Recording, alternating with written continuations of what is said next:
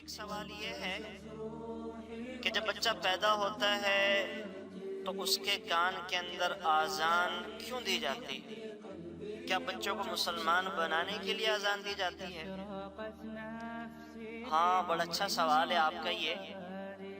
یاد رکھیں، جو بچہ بھی مسلمان کے ہاں پیدا ہوتا ہے، ہر پیدا ہونے والے بچہ اور بچی کے کان کے اندر جو آذان دی جاتی ہے وہ اسے مسلمان بنانے کے لیے نہیں ہوتی، وہ اس وجہ سے نہیں دی جاتی کہ اس بچے کو مسلمان بنانا ہے، بلکہ ہر بچہ جو جہاں بھی پیدا ہو، وہ مسلمان کے ہاں پیدا ہو، وہ ہندو کے ہاں پیدا ہو، وہ کسی عیسائی کے ہاں پیدا ہو، یہودی کے ہاں پیدا ہو، وہ کسی جین کے ہاں پیدا ہو، کسی ایتھسٹ کے ہاں پیدا ہو، کسی سکھ کے ہاں پیدا ہو، یا دنیا میں کسی کے ہاں بھی پیدا ہو، سرکار دو عالم صلی اللہ علیہ وسلم نے فرمایا کل مولود یولد علی فطرت الاسلام فابواہ یہودانہ او یمجسانہ او ینصرانہ او کما قال علیہ الصلاۃ والسلام، ہر پیدا ہونے والا بچہ وہ فطرت اسلام پہ پیدا ہوتا ہے، اسلام کی فطرت لے کے پیدا ہوتا ہے،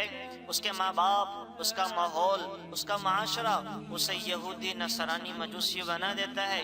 یہی وجہ ہے، علماء نے لکھا ہے کہ اگر بچہ بالغ ہونے سے پہلے کسی کا بھی بچہ، ہندو عیسائی کا بچہ بھی اگر بالغ ہونے سے پہلے اسے موت آ جائے تو وہ جہنم میں نہیں جائے گا، جہنم میں نہیں جائے گا۔ البتہ اگلی بات میں اختلاف ہے کہ کہاں جائے گا۔ بعضوں نے کہا کہ جنت میں جائے گا، بعضوں کی رائے یہ ہے کہ جنت والوں کا خدام ہوگا، بعضوں کی رائے یہ ہے کہ اعراف کے اندر جائے گا لیکن جہنم میں نہیں جائے گا۔ تو جو کان کے اندر آذان دی جاتی ہے وہ اسے مسلمان کرنے کے لیے نہیں ہے، تو ایک تو یہ ذہن میں رکھیں۔ اب پھر کان میں آذان کیوں دی جاتی ہے؟ بچہ بچی کے کان کے اندر آذان کیوں دی جاتی ہے؟ اس کا فلسفہ یہ ہے کہ آذان ایک مکمل دعوت اسلام ہے، آذان ایک مکمل پیغام اسلام ہے جو ہر پیدا ہونے والا بچہ بچی کو سنا دیا جاتا ہے۔ اس کی وجہ کیا ہے؟ آپ آذان کے الفاظ میں غور کریں۔ آذان میں 4 مرتبہ اللہ اکبر ہے، 4 مرتبہ، اور پھر توحید ہے، پھر رسالت ہے، پھر کامیابی کا معیار اللہ نے نماز بتایا ہے، اور آخر میں اپنی بڑائی کو ذکر کیا کہ میرے سوا میرے جیسا کوئی نہیں ہے۔ یہ ایک مکمل پیغام اسلام ہے، مکمل دعوت اسلام ہے جو ہر پیدا ہونے والے بچہ بچی کے کان میں بچپن ہی میں سنا دیا جاتا ہے۔ آذان کے اندر 4 کلمات شروع میں کیا ہیں؟ اللہ اکبر، اللہ اکبر، اللہ اکبر، اللہ اکبر۔ اللہ تعالیٰ نے اس جہان کو، دنیا کو جو اسباب کے درجے میں چلایا ہے، تو 4 چیزوں سے اللہ یہ جہان چلا رہے ہیں: آگ، ہوا، پانی، مٹی۔ ان میں سے اگر کسی ایک کا وجود بھی ختم ہو جائے تو انسانی زندگی ختم ہو جائے گی، اور انسان انہی 4 چیزوں پہ محنت کر کے بڑا بنتا ہے۔ بعضوں نے آگ پہ محنت کی تو ایٹمی سائنسدان بن گئے، بعضوں نے ہواؤں پہ محنت کی تو وہ ہوائی سائنسدان بن گئے، بعضوں نے مٹی گارے پہ محنت کی، انجینئر بن گئے، اور بعضوں نے پانیوں پہ محنت کی تو کیپٹن اور کپتان بن گئے۔ تو ان چیزوں کو دیکھ کے انسان مرعوب ہوتا ہے، انسان ان پر محنت کرنے والوں کو دیکھ کے بڑا سمجھتا ہے۔ تو اللہ تعالیٰ نے کیا کہا؟ جب بچہ پیدا ہو تو کان میں آذان ہو۔ تو کیوں پہلی دفعہ جب اس کو، بچے کو کہا جاتا اللہ اکبر، تو گویا کہ کہا جا رہا ہوتا ہے اے میرے بچہ بچی، اب جب تو نے دنیا کے اندر اپنی آنکھوں کو کھول لیا تو تو دیکھے گا ہواؤں کو، اور ہواؤں میں اڑتے جہازوں کو بھی دیکھے گا، اور جہازوں کو چلانے والے پائلٹوں کو بھی دیکھے گا، اور ہوا سے آگے فضا خلا میں جانے والے تجھے راکٹ بھی نظر آئیں گے۔ تو ہواؤں کو اور ہواؤں میں اڑنے والی چیزوں کو دیکھ کے ان ہواؤں کو بڑا نہ سمجھ لینا، ان پر محنت کر کے کنٹرول کرنے والوں کو بڑا نہ سمجھ لینا۔ اللہ اکبر، اللہ ان ہواؤں سے بھی بڑے ہیں، ان ہواؤں پر محنت کر کے ان کے کنٹرول کرنے والوں سے بھی بڑے ہیں، تو اللہ ان سے بڑے ہیں۔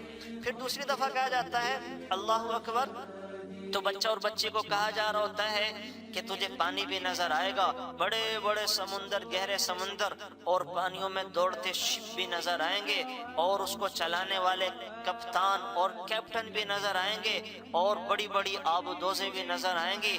تو پانی کی طاقتوں کو بڑا نہ سمجھ لینا، ان کو کنٹرول کرنے والوں کو دیکھ کے انہیں بڑا نہ سمجھ لینا۔ اللہ اکبر، اللہ ان پانیوں سے کہیں زیادہ بڑے اور طاقتور ہیں۔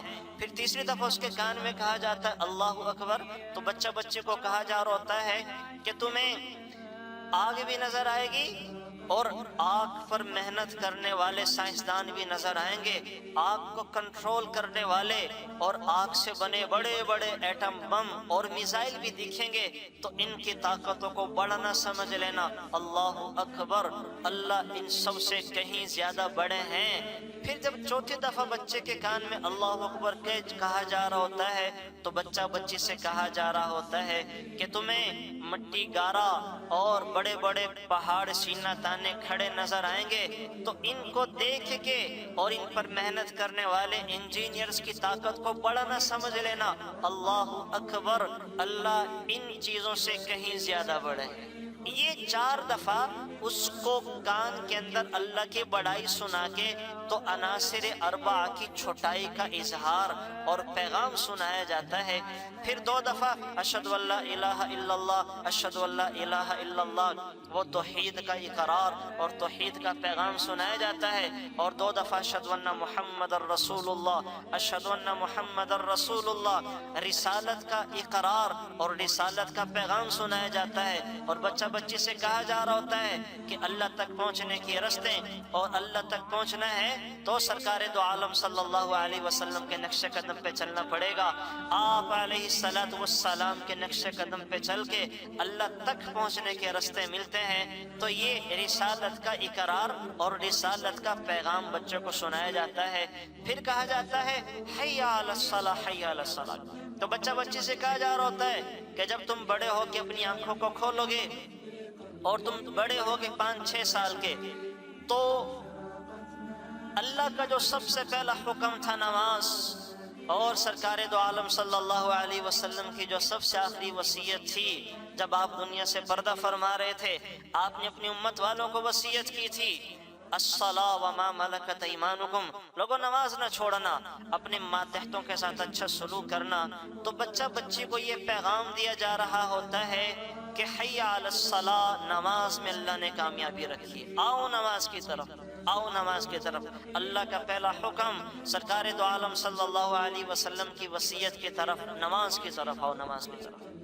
تو بچے کو پہلا کام بڑا ہونے کے بعد جو اللہ کی طرف سے ملتا ہے وہ نماز کی ادائیگی ہے، نماز کا پڑھنا ہے۔ اور ساتھ کیا کہا جا رہا ہوتا ہے کہ نماز کوئی معمولی عبادت نہیں ہے، نماز کوئی چھوٹی عبادت نہیں ہے۔ حی علی الفلاح، یہ کامیابیوں کی ضمانت ہے، یہ کامیابیوں کی کنجی ہے۔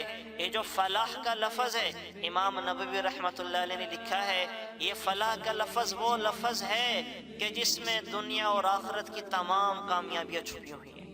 یعنی نماز میں اللہ نے دنیا کی کامیابی بھی چھپا کے رکھی ہیں، آخرت کی کامیابی بھی چھپا کے رکھی ہیں۔ تو بچہ بچی کو کہا جا رہا ہوتا ہے کہ نماز پڑھو گے تو اللہ تعالیٰ دونوں جہانوں کی کامیابیاں تمہیں عطا فرمائیں گے۔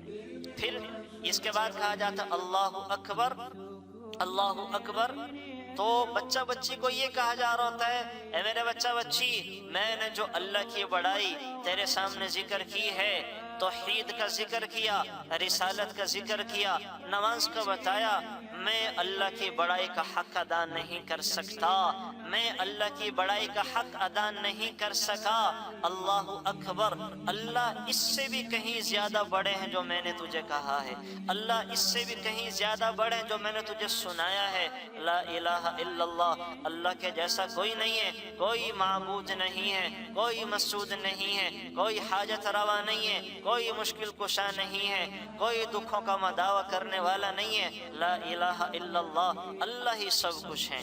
تو یہ آذان ایک مکمل دعوت اسلام، ایک مکمل پیغام اسلام جو ہر پیدا ہونے والے بچہ بچے کے کان میں سنایا جاتا ہے۔ تو اس وجہ سے اس کے دائیں کان میں آذان اور بائیں کان میں تکبیر کہی جاتی ہے۔ تکبیر میں 2 لفظ زیادہ ہیں، قد قامت الصلاۃ قد قامت الصلاۃ. تو تکبیر کا مقصد کیا ہے؟ اقامت کا. جو ہم کہتے ہیں قد قامت الصلاۃ، یہ کیوں کہتے ہیں؟ اس کے اندر یہ پیغام ہے، اور میرا بچہ بچی، جب تم دنیا کے اندر آنکھیں کھولو گے تو تمہیں دنیا کی رنگینیاں نظر آئیں گی. دنیا کے دھوکے میں نہ پڑ جانا.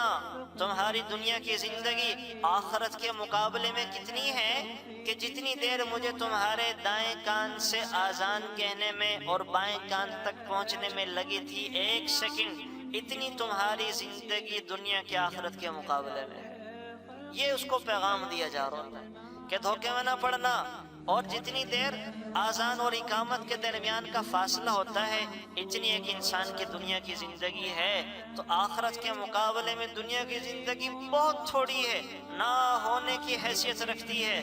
تو اس دنیا کے اندر دھوکے میں نہ پڑ جانا، یہ پیغام دیا جاتا ہے. تو میری گزارش یہ ہے کہ جب بچہ بچی پیدا ہو تو جو آذان کہنے والا ہو وہ ان مطلب اور مفہوم کو ذہن میں رکھ کے اس کے کان میں آذان دے. وہ بچہ بچی کو ایک پیغام سنا رہا ہو، اللہ کی بڑائی، اللہ کی توحید، رسول اللہ صلی اللہ علیہ وسلم کی رسالت کے اقرار، اللہ کے بڑے پن، اللہ کے بڑے ہونے کا اظہار اس سے کروا رہا ہو. تو یہ اس مطلب کو ذہن میں رکھے اگر بچہ بچی کے کان میں اذان دی جائے گی تو انشاءاللہ وہ بچہ اس اذان کی برکت لے کے جب بڑا ہوگا، پروان چڑھے گا، تو انشاءاللہ اس سے خیر ہی خیر پھیلے گی.